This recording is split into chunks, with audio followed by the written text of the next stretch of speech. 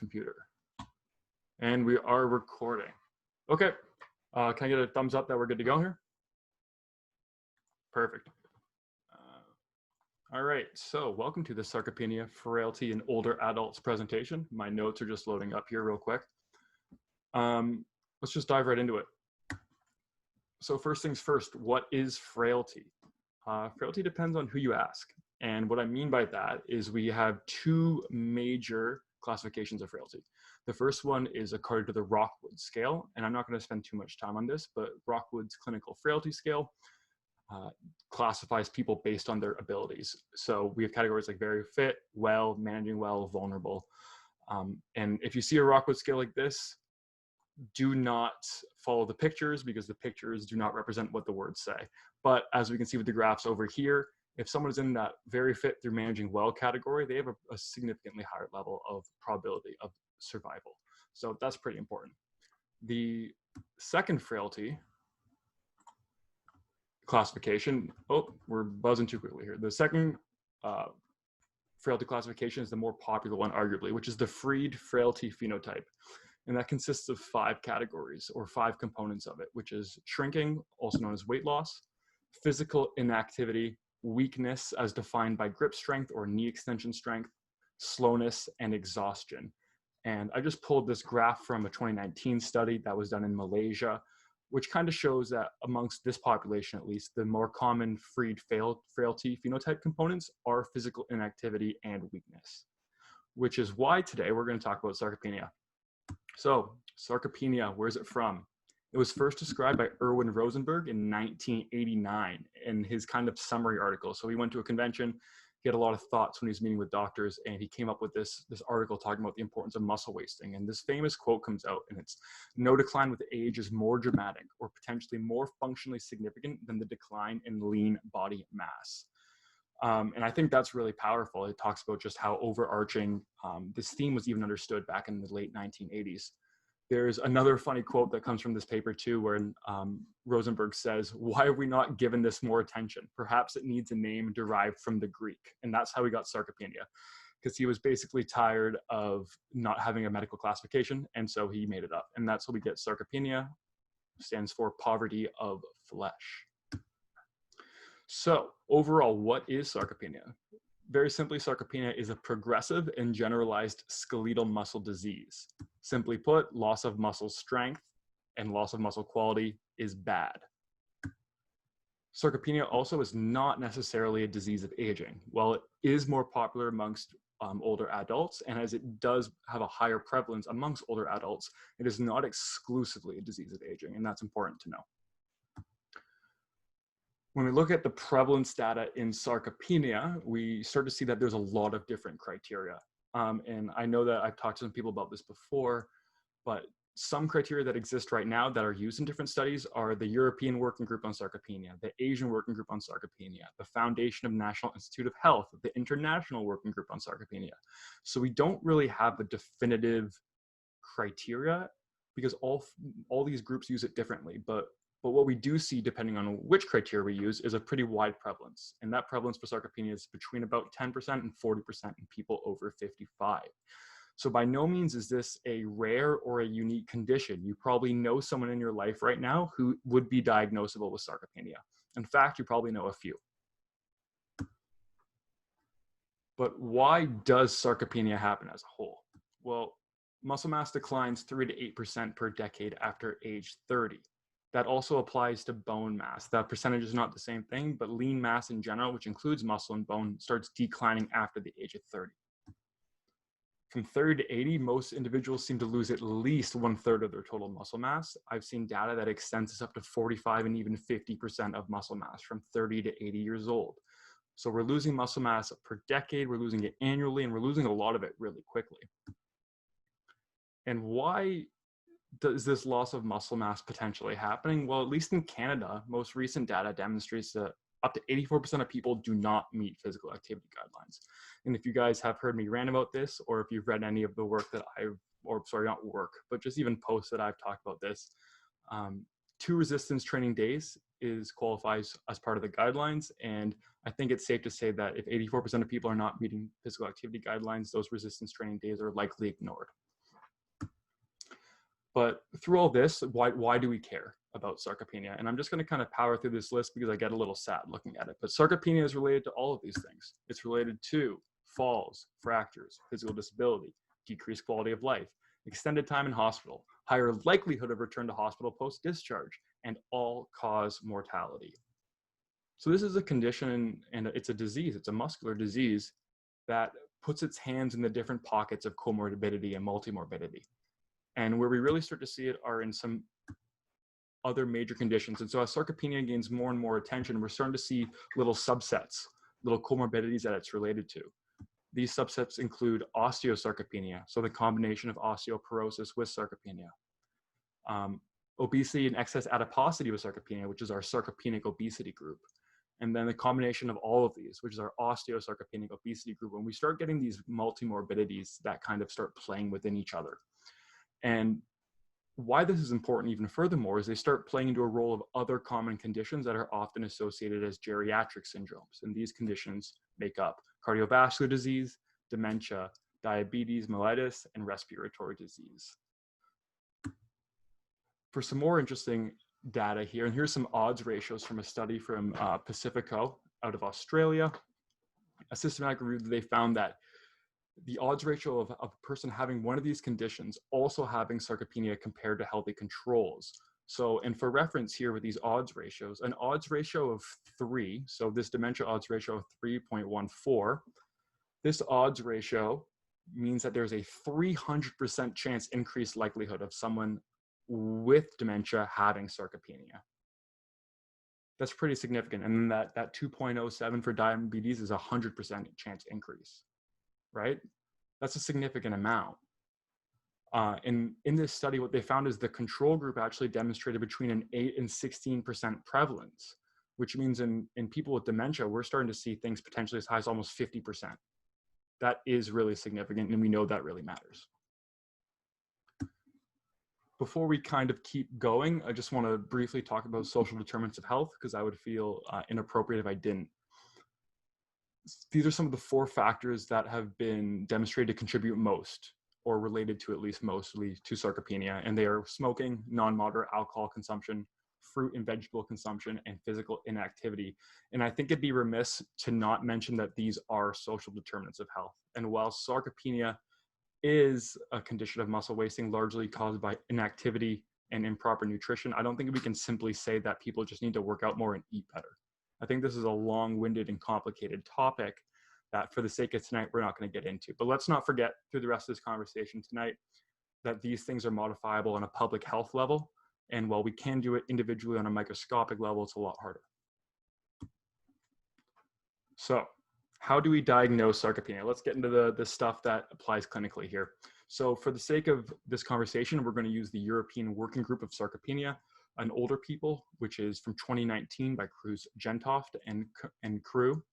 And the probable diagnosis of sarcopenia starts with a weak grip strength, and that is under 27 kilos in men and under 16 kilos in women. These are the loosest definitions for grip strength. Amongst the definitions, most of them have a higher cutoff. So this is considered low.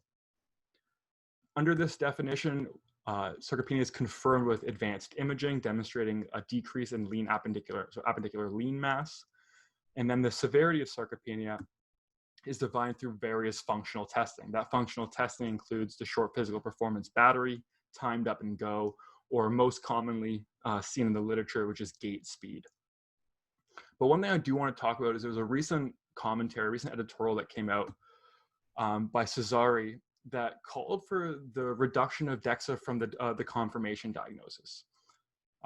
Because DEXA and CT and MRI is essentially really, really challenging, especially in an outpatient setting or even in an inpatient setting sometimes, it might just slow down the diagnosis. And the relationship with DEXA, CT, or MRI with quality of life associated with sarcopenia is not great. So it's just not as important necessarily.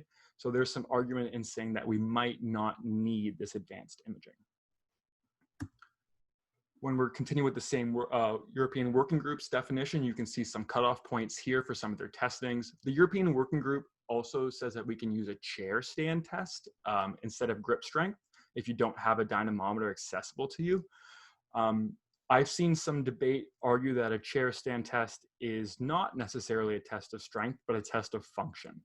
Now, I am not well, I just simply don't know whether or not I could make that call, and that associative data is probably beyond the scope of this talk tonight, but I do question whether it is truly a strength measurement or if it's a function measurement. But for the sake of things, this is again the European Working Group's definition. So the cutoffs for those functional tests, which are what we care about, that gait speed at under 0.8 meters per second, that SPPB under 8, and that time up and go above 20 seconds. So those are probably more likely the tests that you'd be running clinically anyway.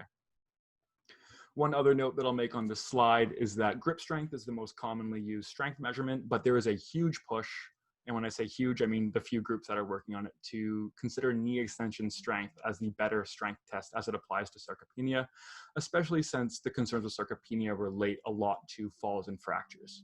And so you could argue that knee extension strength is a better measurement, and I would tend to agree, which is why here are some knee extension strength cutoffs. In this chart, this is our sarcopenic women here. They're at 30, so that 30 kilogram cutoff for women is used by this group, or Abdallah from 2020. And then for sarcopenic men, it's around 50 kilos or just under 51 kilos. And this is good if you guys read the paper I sent out this week on all-cause mortality related to leg extension strength and grip strength. But these are also the cutoffs that this study found, or that original study found in 2006. So 50 and 30 were the cutoffs as well for knee extension strength. So this seems to be a repeated measurement now. Limitations to knee extensor strength obviously are most often they're done with an isokinetic dynamometer. Those are a lot of money. So hopefully some future validation with dynamometry will come out and to justify this knee extensor strength measurement. Overall, this is the clinical golden ticket for your diagnosis of probable sarcopenia. It is your grip strength and it is your gait speed. These cutoffs again are taken from the European Working Group, but I did include in brackets some numbers that we should be aware of. So for men, grip strength under 30 kilos is worthy of noting, and in women under 20. For gait speed under 1 meter per second is probably a good cutoff as well, because that 1 meter per second is the Asian Working Group on sarcopenia's cutoff. So the European Working Group is favorable. So 0.8 versus 1 second is actually a pretty big difference in gait speed. So those are some awareness. Those are our cutoffs. We're keeping it simple for our probable diagnosis of sarcopenia. Just for a learning point, since not everyone's necessarily familiar with how we do grip strength trials, have the person sitting in a chair, their arms at neutral, and they're normally what is used in these studies is a jammer dynamometer. They're a couple $100. So if you want to be up to date, I have a cheap $60 one. If you guys can see my screen, this is a guy that I have. I got some elastics on it right now for grip strength because it's a little slippery, so I need to put some grip on it. But that works pretty well. So I introduced frailty early on, and this is the relationship with sarcopenia that I think is really worth demonstrating. And that is that the cutoff for frailty weakness, so the category of weakness amongst frailty is in the 20th percentile or below. And that's BMI and age adjusted. What that means is this value is higher than the sarcopenia cutoff sometimes. So someone can be, and so anyways, therefore, everyone who has sarcopenia is weak for that freed frailty phenotype and is therefore at least pre-frail. I didn't mention that before, but if you have 1 or 2 of those 5 freed phenotypes, you're considered pre-frail, and then 3 is frail. So let me just restate that. But so everyone with sarcopenia is weak under the freed frail type and is at least pre-frail, but not everyone who is weak necessarily has sarcopenia. And I know that's a bit of a strange kind of cutoff between the two, but it is just kind of the way it works. I don't think there's too much to look into that, but because I'm a little bit pedantic, I did look into it. And this is kind of where we start seeing an issue is around 75-year-olds in men. So like I said, that European Working Group cutoff is 27 kilos. And so what we see here is that the 10th bottom percentile is at 26. So probably only 10 to, who knows, 15% of men at 75 would be under that sarcopenia cutoff for grip strength. But that 20 percentile, which would be weak under frailty, leaves that open gap. And that's why these hard cutoffs and these arbitrary lines are kind of tricky, they're not necessarily perfect cutoffs. And so that's why I think we need to be comfortable living in the gray a little bit with those ranges. And the same trend emerges down in women as well, because if we use that European Working Group cutoff at 16 kilos, we see that in women who are 75, the 10th percentile will definitely be under that limit, but the 25th percentile is just over it, right? And so that's why we start getting those differences in diagnostic criteria. Moving on. This is some more in-depth grip strength stuff. Oops, sorry about that. So a little more in-depth grip strength. In this group, Chun in 2019 noted that we might have a bit of an issue with grip strength in our heavier adults. And so that grip strength might actually be overestimated in adults with greater weight and a higher BMI. But what they actually found is when adjusted, it was really only weight that mattered. BMI didn't matter nearly as much.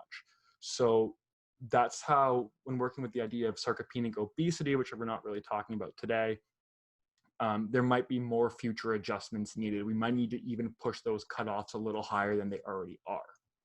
So every classification and every cutoff point will have its flaws. It's just a matter of how we can kind of mitigate those. One final note, because these questionnaires are common, the SARC-F, the SARC-CAF, are measurement tests or just simple questionnaires that can kind of help determine if someone has sarcopenia. But what we see is that they have an incredibly good specificity, over 90%. But the SARC-F actually has something like an 18% sensitivity, which means it's really not good at, it misses a lot of people. And so I recently tuned into the Australian and New Zealand Society for Sarcopenia and Frailty Research Symposium a week ago, maybe. And they talked about the SARC-F, and the argument being made a lot now is that if you have a hand grip dynamometer, don't use the SARC-F. Just use your hand grip dynamometer, save yourself the trouble. You can put the questionnaire away. The grip strength is a much better tool. Okay, folks, that is our halfway mark. That is our diagnosis. That is a little bit about prevalence, and that's a little bit of history behind the condition. Does anyone have any questions before we dive into some nutrition and management?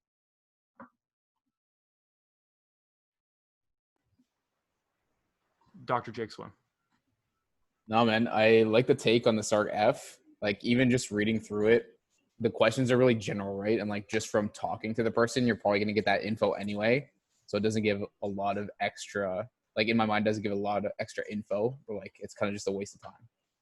Yeah. The other thing that kind of throws me off, and I think this is important in when you're talking to older people in general, is that the scale asks about falls, but doesn't talk about almost falls.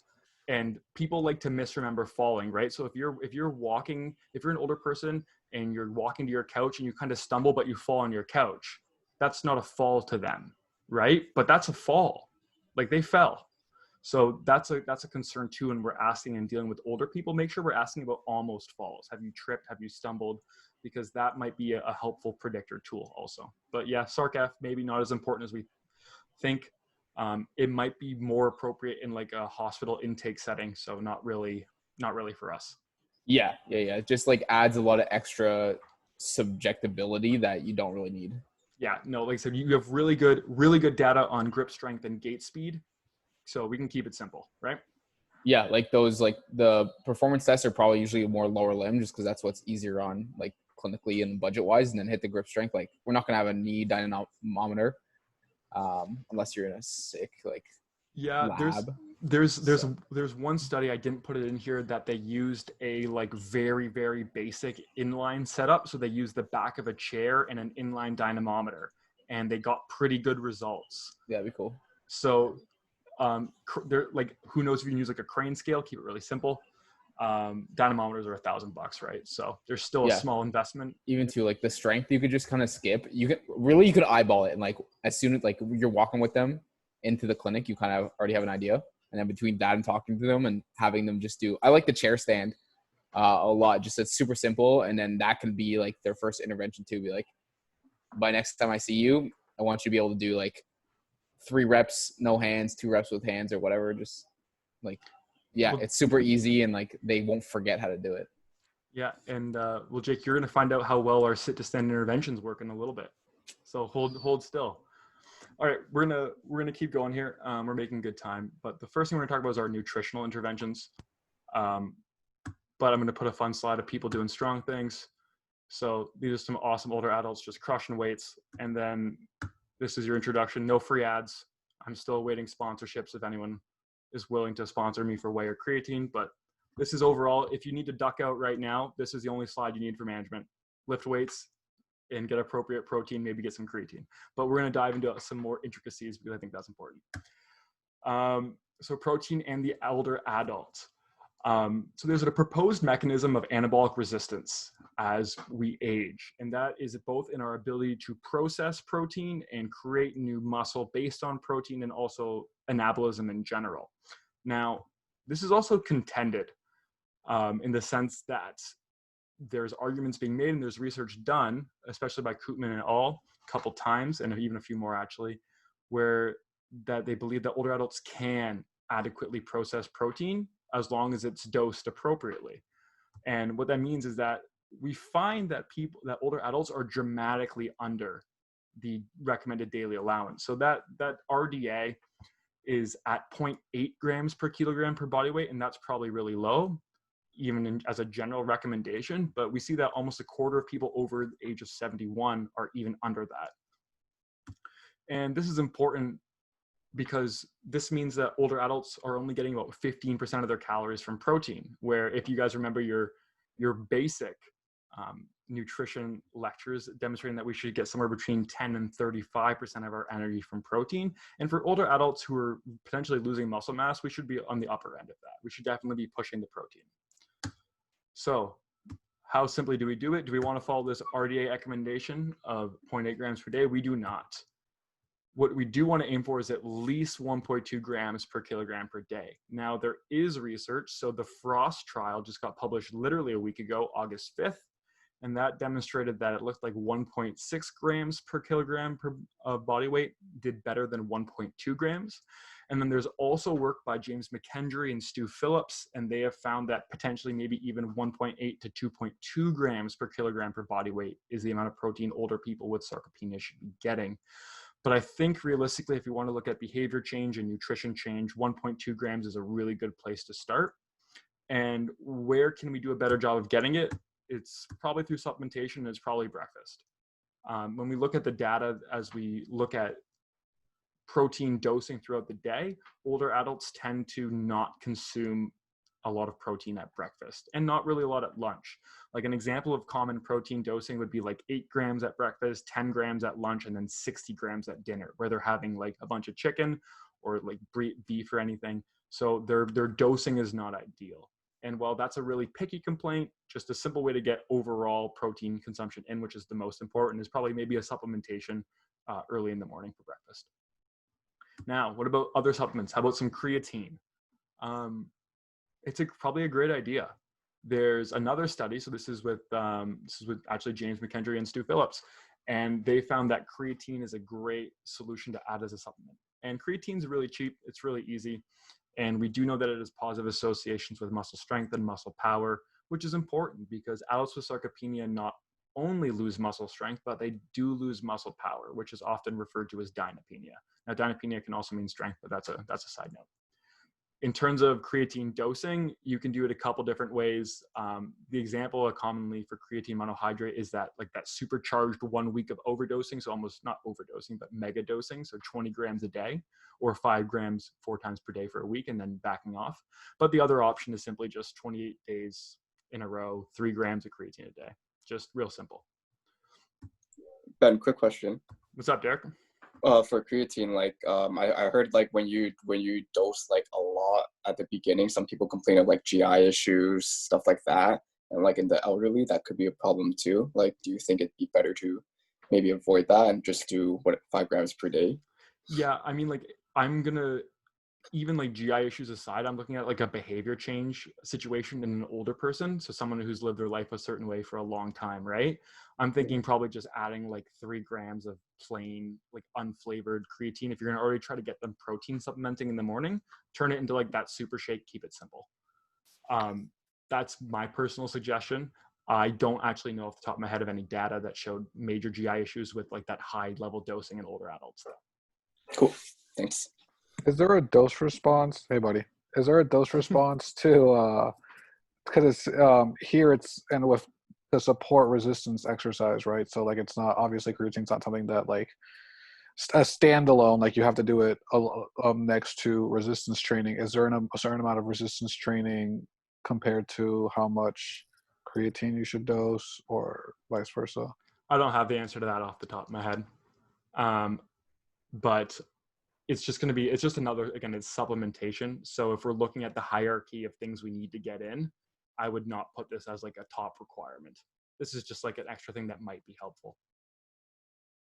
I'm not sure if there is a dose response, an ideal response. We're still working on dose studies in terms of just management. And you'll see that when we start looking at some of the actual studies done on diagnosed sarcopenia, you'll start to see we've got a lot of steps to take still before we get into like the nitty gritty here. So this is something I put up on Instagram because I found this hilarious, but we always talk about how systematic reviews are taking over the world, and they absolutely are, because in the last 3 years, we have seen a ton of systematic reviews and a lot less individual well done trials. And that's not a bad thing. It's just that systematic reviews are taking precedent, not precedent, but just a part of people's time. So I'm on team, let's do more individualized studies. But what I did find interesting from this Travers systematic review is they plotted a nice little graph of what's perceived as easy implementation and more efficacy. And what we see in the top right is mixed strength studies. So we're going to see some aerobic exercise, some resistance training, some balance work, and then probably some supplementation. And we're going to look at some of these studies mentioned, but that seems to be your golden goose, is let's get some strength training, let's get some aerobic training somehow, whether that's just walking or any way you want to get it. And let's get some nutrition supplementation. But let's start really simply. Let's start with the simplest thing we can do. Jake mentioned earlier, just the sit to stand. So let's look at a study by Rosie and Taylor that did look at this. So over 80 years old, so these are some of our older people. And what they do, well, the intervention group started at 10 sit to stands, and then the instructor told them that if at the end of the day 10 felt good, they were going to add 5 to that total list throughout the day. And so they capped them at 50 per day. That's our intervention group. Our control group got some knee extensions with ankle weights, and they were capped at 20 reps per day, or 2 sets of 10. What did we find in this study? No meaningful change in anything. Neither group showed any meaningful change in terms of gait speed, chair stand, step test, falls prevention, or function. So this might be the first sign and a little bit of foreshadowing that we might tend to underdose our older adults. James Steele is the second author on this paper, and he's done a very good amount of research on older adults and exercise. So this study was done, or this mini review was based around looking at older adults who are not necessarily diagnosed with sarcopenia, just older adults. And what they found, which is really interesting, is that there's not a lot of difference for if people are working out 1 time a week or 3 times a week, as long as intensity is matched. And what that intensity means is they're basically pushing these exercises to failure, right? Or close to failure. So for those familiar with the RPE scale, probably these exercises are going to about RPE 9, where they don't have much left in the tank. This is true for strength and might be true for power, but it is less likely to be true with muscle mass, which could be a consideration in sarcopenia. So if you want to increase that muscle mass, we probably need some more volume. But this is what they proposed after this mini review. The authors proposed that if you needed to give someone a 10-minute exercise program, that's all you had available to these people. How do we make it work? We're going to use a chest press. We're going to use a leg press, and we're going to use a seated row. We're going to do 8 to 12 reps, really slow concentric. Slow eccentric. So 3-1-3 approach. So your 3-second concentric, your 1-second pause, your 3-second eccentric. So you're aiming for 90 seconds of time under tension, or a little bit less per set. And so they proposed that this would be the simplest program we could offer to older adults to build important muscle mass and muscle strength. They also did, to be fair, as you can see at the bottom, suggest that we might want to also include some knee flexion extension, some hip lumbar spine extension, some vertical push and pull. But if we're going minimalist, those are your 3. Now we're going to start kind of building up on some more studies. These again are in older adults in general, not necessarily adults with sarcopenia. And so this is another James Steele study. Again, his outcome measures were chest press, leg press, and seated row. So funny enough, just from that review, the same ones. And as you can see, On the right side here, these are what they used for exercise: leg press, chest press, seated row, knee extension, knee flexion, knee extension, and trunk extension and trunk flexion. What I liked about this study is their outcome measures also included grip strength, stair climb task, and a shopping bag carry. So that's pretty practical for our older adults. What they found, before we start, there are some parameters. So these people exercise 2 times a week for 25 weeks. They used RPE 9 after the first 2 weeks of loading, they used RPE 9 for all their working sets. And then for the last 6 weeks of the program, so from weeks 20 through 25, they added a top set at RPE 9 and then 1 back off set. So for most of this program, it was just 1 set per exercise. That was listed on the other page. They would do some light cardio to start. They would do 1 set of just kind of warm up, and then they included those exercises. And so what did we find? We're going to throw a bunch of graphs on screen here. So this is what the graph, this one was actually the graph for chest press, but the chest press, leg press, and seated row pretty much looked identical. So significant changes for people from pre to post. And then for follow-up, a little bit of a drop off. The few people that you will see who didn't drop off actually likely continued the program because there was an option to continue programming. This is going to be our stair climb test. So we see a dramatic decrease in the stair climb. Then we see a significance in the RPE rating for the carrying task. So people found the carrying task a lot less challenging. And then finally, we see our hand grip numbers, which go up a little bit, but maybe that was because the exercises themselves didn't really focus on grip strength, right? There wasn't a ton of pulling aside from the seated row. And I'm fairly certain that these were all done with machines as well. So that kind of might be some of the limitations to why we maybe didn't get some of the changes the authors were hoping for. But one thing that's really important from this study, and it's not highlighted, is that actually 57% of people after the study wanted to continue with resistance training. That's really good. So that's a very big positive. Now, building off that, this is a study by Balashadran. Kind of the same thing. They looked at very similar outcome measures in terms of chest press and leg press, but also included the physical performance battery. They wanted to compare seated machines versus standing machines. And so both groups did a bunch of exercises, which I'll show you on the next page. Lots of volume. So this is a big jump in volume from that steel study. Now we're doing 3 sets of 12 with less intensity. Excuse me. And they worked out twice per week. If anyone needs a quick reminder of what the short physical performance battery is, here it is, just so you can see their outcome measure. But it involves a balance test, a gait speed test, and a chair stand test. So if you're watching this back later, you can pause and look at this more closely, or you guys can look at this later. So what did they do for this actual study, though? Here's your exercises: chest press, rows, shoulder press, curls. Basically a ton of multi-joint work for the upper and lower body, which is great stuff. So I think that's what we always wonder is, what exercises should we do with people? Well, a lot of these studies do kind of what you think they would do: big multi-joint components. And what they found is that leg press scores jumped massively, which is exciting because we know that lower body strength really does matter. So we saw a huge jump in perceived max. I think they actually used 12 rep max in this study, so that's kind of a clever way to avoid that 1 rep max. But we saw significant changes in leg press, significant changes in chest press, even though the absolute numbers are low.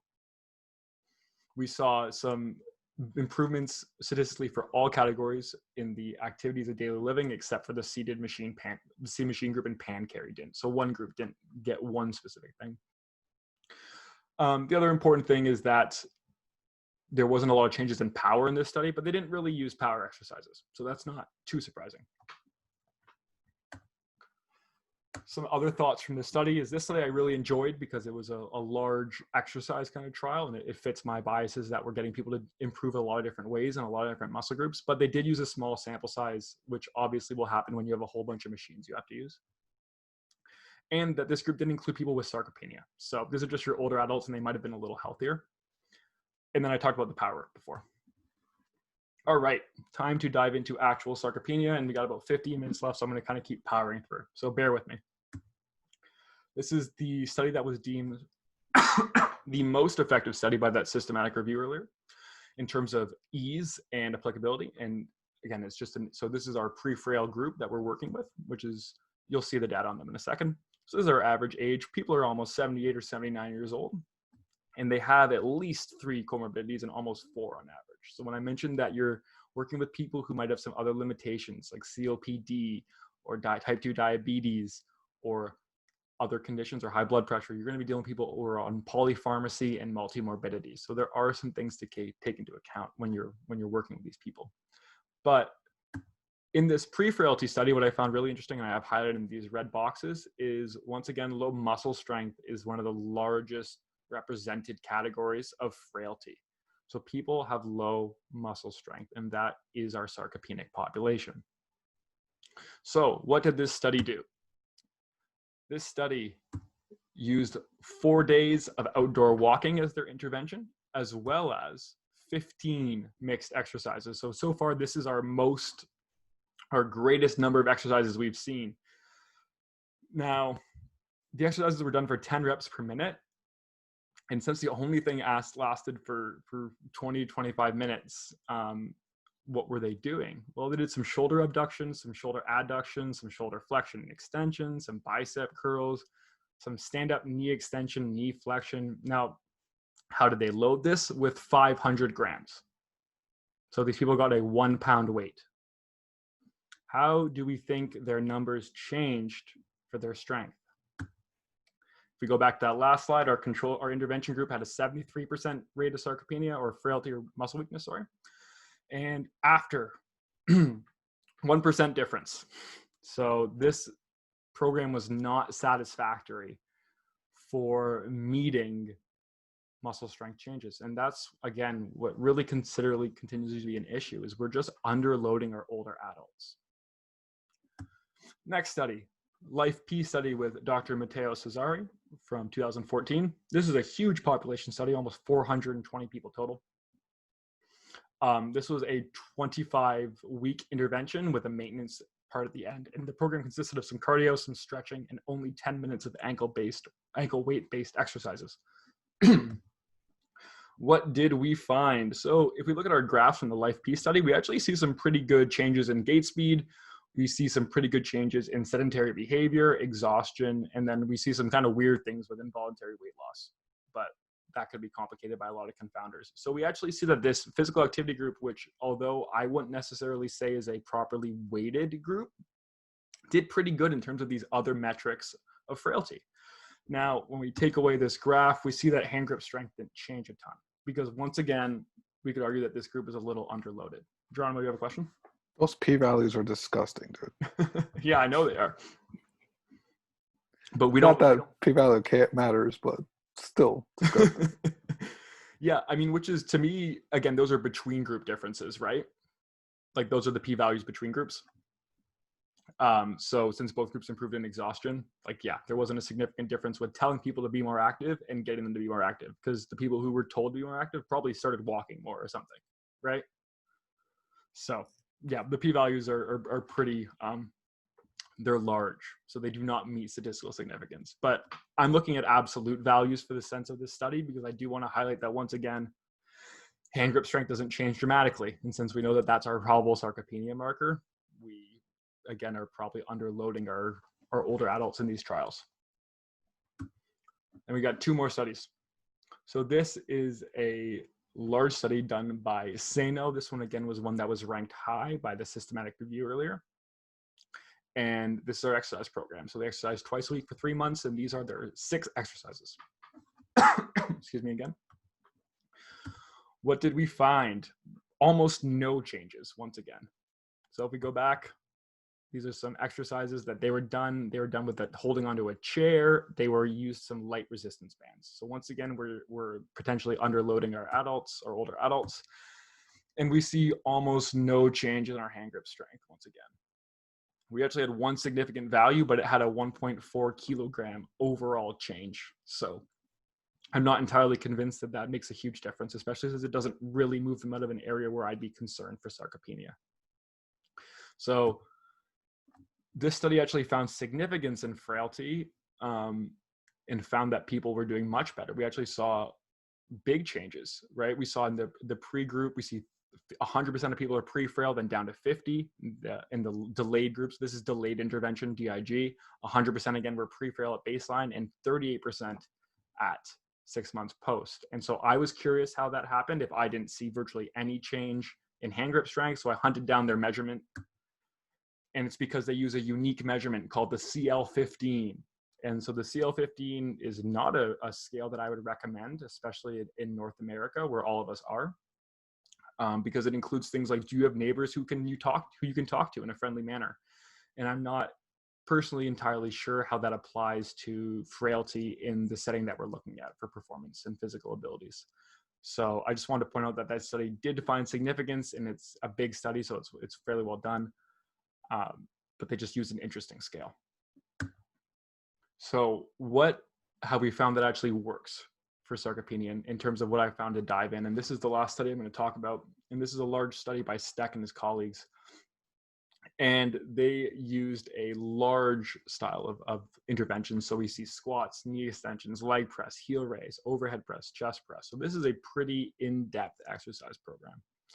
And it's also complicated on how they did it. So bear with me on this next slide, because there's 4 groups.